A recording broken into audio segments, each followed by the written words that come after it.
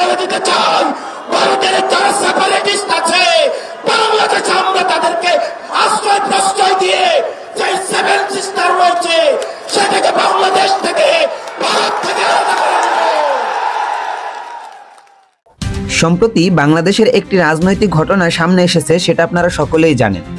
সেটা হলো ওসমান হাদিকে গুলির ঘটনাকে কেন্দ্র করে হাসনাত আব্দুল্লাহর বক্তব্য।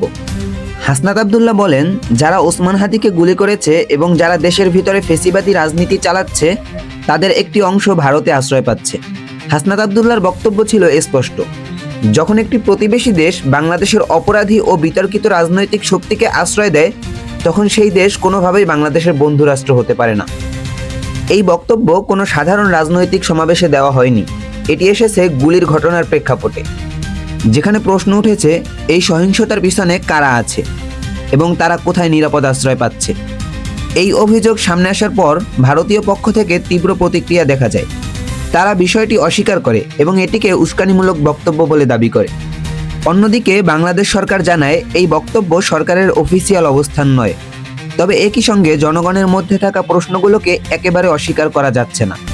কারণ বাস্তবতা হলো, দীর্ঘদিন ধরেই সীমান্ত হত্যা, রাজনৈতিক প্রভাব এবং বাংলাদেশের অভ্যন্তরীণ বিষয় নিয়ে নাক গলানোর অভিযোগ উঠছে ভারতের বিরুদ্ধে।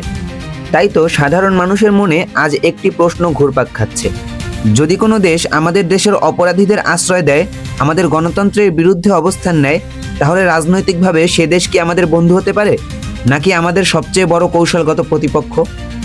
শেষে একটা কথাই বলবো, বাংলাদেশ একটি স্বাধীন রাষ্ট্র, কারো দয়ার উপরে দাঁড়িয়ে নয়।